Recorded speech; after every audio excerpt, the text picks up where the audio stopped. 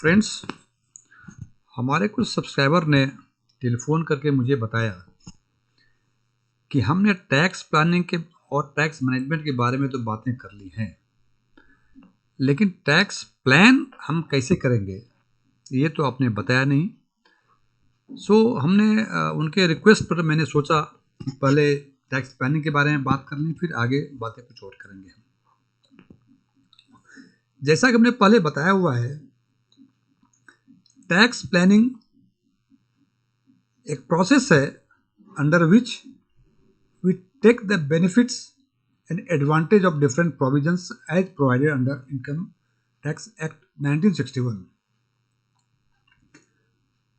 And the first provisions is exemptions, next one deductions, rebate and relief. आज हम यहाँ बात करेंगे डिडक्शंस के बारे में, फिर हम क्रमशः एग्जेम्पशंस, रिबेट और रिलीफ के बारे में बात करेंगे। इनकम टैक्स एक्ट में डिडक्शंस डिफाइन किया गया है under chapter 6A of the income tax act, और चैप्टर 6A में जो सेक्शंस डिफाइंड हैं वो हैं 80C to 80U तक। इसका मतलब it means that deduction is available under chapter 6A under which sections 80C to 80U has been defined, और we may say that deductions is allowable under section 80C to 80U। हालांकि ये deductions दो प्रकार के होते हैं, दो तरह से डिडक्शंस हमें मिलते हैं। डिडक्शंस मीन्स आपके इनकम में से उतना कम हो जाना। ये deductions are of two types. The first one which you get from the heads of the income, and the second one it is being deducted from your gross total income. Different head से जो allowable होते हैं वो different income के जो heads हैं under respective sections में allow होते हैं। जैसे under salary it is section 16। हम लोग जो सैलरी होल्डर होंगे उन्होंने नाम सुना होगा स्टैंडर्ड डिडक्शंस का, और हम जब बात करते हैं डिडक्शंस की कि डिडक्शन हमको 80C से 80U में लेना है, तो सबसे पहले हम अपने सैलरी में से स्टैंडर्ड डिडक्शन कम कर लेते हैं, that is mention under section 16। उसी तरह से हाउस प्रॉपर्टी में ये सेक्शन 24 में वो डिफाइन किया गया कि कौन सा आपको डिडक्शंस मिलेंगे। प्रोफेशनल इनकम में से ये सेक्शन 30 to 37 में डिफाइन किया गया है, एंड कैपिटल गेन में सेक्शन 54 में डिफाइन किया गया है, और अदर सोर्स में 57 में डिफाइन किया गया। इसका मतलब जो भी इनकम ये रेस्पेक्टिव हेड से होते हैं, एक डिडक्शन से मिलता है under respective sections of the respective heads. दूसरा होता है ये डिडक्शंस मिलने के बाद फ्रॉम ग्रॉस टोटल इनकम, और ग्रॉस टोटल इनकम में से फिर 80C to 80U में हम डिडक्शन मिलता है मुझे। हालांकि ये हम इसके बाद एक उदाहरण देके मैं आपको समझा सकता हूं कि ये कैसे होता है, और ये जानने के लिए हमें जानना पड़ेगा कि बेसिकली टैक्सेबल इनकम कैलकुलेट कैसे होता है। आप इधर देखें आराम से, there are 5 heads, it is salary, house property income, PVGP, PGBP, capital gain and other sources. इन पांचों हेड से जो भी इनकम होंगे after providing under respective section, जैसे हमने इसके पहले बताया था, फॉर एग्जांपल सैलरी यदि इनकम आपकी 5 लाख की है और स्टैंडर्ड डिडक्शन 50,000 है, तो here the income of salary would be 4,50,000। Accordingly in house property also, in PGBP also, in capital gain also, and in other source also, इन पांचों हेड्स का कैलकुलेट कर लें, कंप्यूट कर लेंगे, and that would be the taxable income from all heads. After that the clubbing of income is being added. The income, there are certain provisions under income tax act where the income of someone others is being clubbed to your income. इसके बारे में एक और slide बनाएंगे, एक और video बनाएंगे हम क्लेमिंग ऑफ इनकम के बारे में। जैसे फॉर एग्जांपल किसी माइनर को कोई इनकम होता है beyond certain limits, that income would be club with the income of parents और नेचुरल गार्जियन और guardian decided by the court. उसके बाद जो सेट ऑफ लॉसेस होते हैं, जैसे कैपिटल गेन में या पीजीबीपी में जो पुराने लॉस होते हैं वो कैरी फॉरवर्ड भी होते हैं, तो वो सेट ऑफ कर लेंगे and after that what you will get, that would be the total income. So what we see here, that first we get the deduction under respective income heads. After that we add clubbing of income. If any other income is there, it is being clubbed together. After that we provide the set of losses. After that what would we get, that would be gross total income. And after that, after gross total income, we provide the deduction under chapter 6A which has been defined under section 80C to 80U. अब हम आज बात करेंगे इसी deductions की जो chapter 6A में provide किया गया है।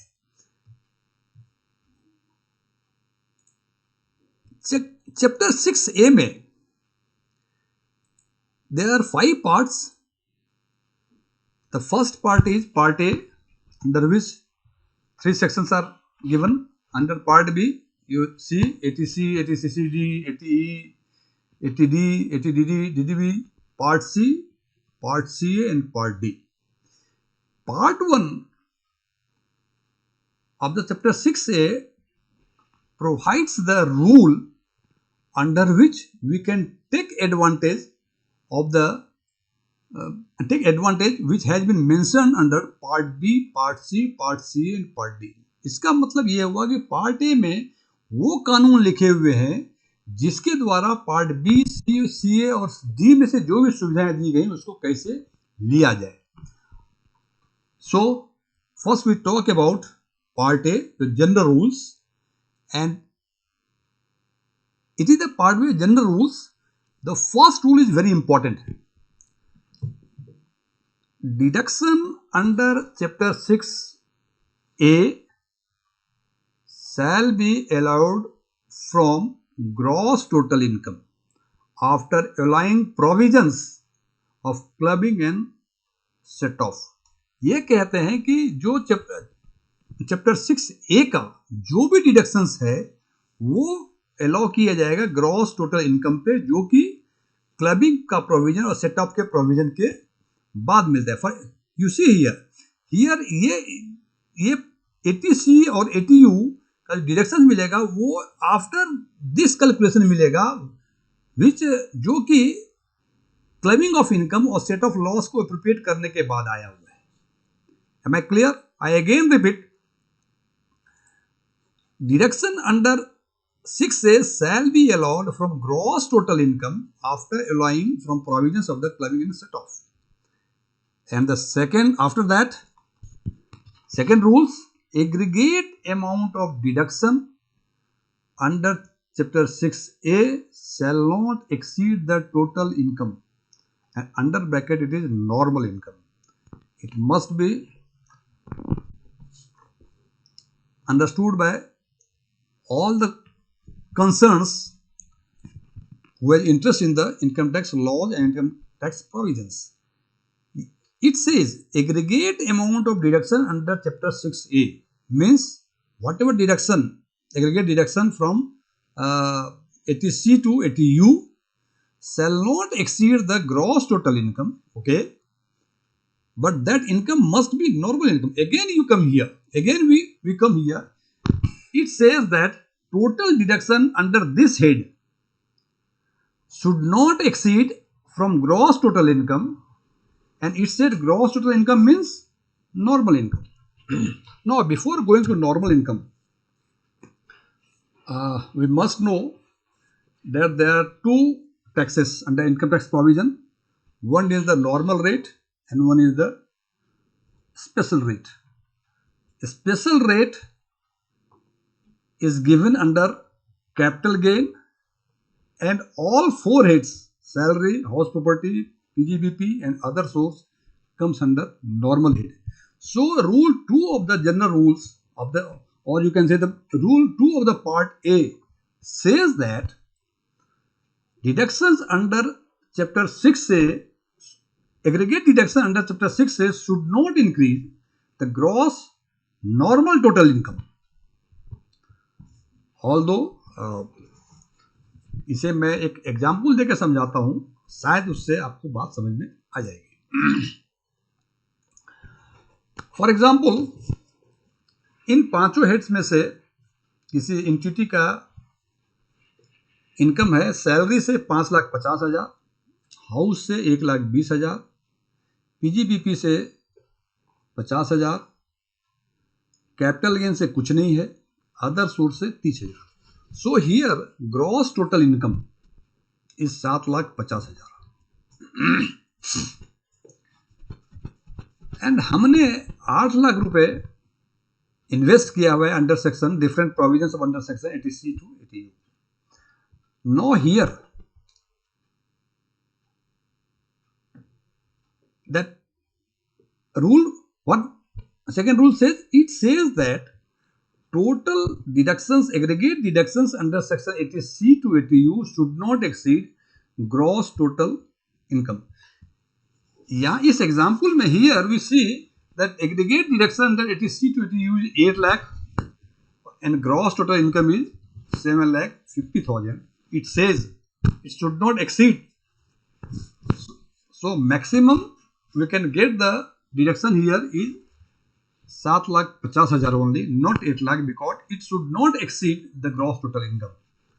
In next example, here we see that one more income is added here, that is capital gain, that constitute 80,000. Hence the gross total income is 8,30,000. And here also the aggregate deduction under 80C to 80U is 8 lakh. And here also we see that eligible deduction is only 7,50,000 and taxable income would be 80,000. Now we see why it is so, because it says the rule 2 says that it should not exceed the gross total income, that is normal income. Here we see the capital gain is not the normal income, because capital gain में special rate tax का लगता है, इसलिए वो normal income नहीं माना जाएगा. और उसको हटाने के बाद टोटल ग्रॉस इनकम जो होता है वो 7,50,000 ही आता है. और चूंकि हमने 8 लाख रुपए का इन्वेस्ट किया हुआ है under section 80C to 80U, तो मैक्सिमम क्या हो सकता है? मैक्सिमम हो सकता है gross total income, that is normal income. Normal income is here also it is 7,50,000. Hence eligible deductions would be 7,50,000 and the taxable income would be 80,000. Friends, मैं फिर एक बार ब्रीफ कर दूं इसे. डिडक्शंस दो तरह के, एक डिडक्शंस होते हैं जो जितने हेड्स हैं इनकम के, डिफरेंट हेड्स के रेस्पेक्टिव सेक्शंस में डिफाइन किया हो गया है कौन कौन से डिडक्शन उसको मिलेंगे. उसके बाद कैलकुलेट कर लेते हैं total gross income, and after that clubbing जो इनकम होता है वो क्लब किया जाता है, सेट ऑफ लॉसेस का होता है उसको करते हैं. उसके बाद जो मिलता है मुझे it is gross total income. इसके बाद से हम 80C से 80U में जो भी प्रोविजंस हैं उसको लेस करते हैं, और उसमें दो कंडीशंस हैं. पहला कंडीशंस है कि that should not exceed, I mean the aggregate deduction under 80C to 80U should not exceed the gross total income, or you can say the gross total normal income. Friends, उसके बाद जो बचते हैं that would be taxable income, उस पर applicable tax rate लगेंगे. Friends, यदि ये वीडियो पसंद आया हो तो इसे लाइक करें. एक चीज और मैं बता दूं साथ में, one more thing, the deduction must be claimed in ITR। It means यदि आपने कोई डिडक्शन में कोई इन्वेस्टमेंट किया हुआ है और आपने ITR में इसे नहीं दिखाया तो ये डिडक्शंस का बेनिफिट आपको नहीं मिलेगा। और ये ITR ओरिजिनल ITR में ही दिखा सकते हैं। यदि लेट आपने दाखिल किया है तो उसमें भी दिखा सकते हैं, या दाखिल करने के बाद यदि रिवाइज किया है आपने तो उसमें भी दिखा सकते हैं without showing it in either original, belated और revised it the benefit will not be given. One more sections had been added with effect from assessment year 21-22 under section 115 BAC. Under this section it is a new slab rate. As you know that today there are two tax slab rate, the old regime and the new regime. New regime has been provided under section 115 BAC. If you avail the benefit of the 115 BAC, then you will not be entitled to have any benefits or deductions under chapter 6A, which we have discussed here, except the benefits mentioned under section 80CCD and 80JJAA. इसका मतलब यदि assessment year 21-22 से एक नया section introduce किया गया है 115 BAC, इसमें नया टैक्स का रेट, नया रेट दिया गया है और हमें ये ऑप्शंस है या तो पुराना रेजिम का टैक्स या नया रेजिम का टैक्स हम अवेल कर सकते हैं। लेकिन कंडीशंस ये हैं कि यदि नया स्लैब रेट रेजिम आप अवेल करेंगे तो आपको चैप्टर 6A का जो भी प्रोविजंस हैं, डिडक्शंस हैं, वो आपको नहीं मिलेंगे except the benefit mention under section 80CCD and 80JJAA। Friends, ये वीडियो यदि आपको पसंद आया हो तो इसे लाइक करें, हमारे चैनल को सब्सक्राइब करें और अपना कमेंट जरूर दें, जिससे कि आने वाले दिनों में जो वीडियोस आएंगे उसमें मैं कुछ इम्प्रूवमेंट ला सकूं। Thank you, good day.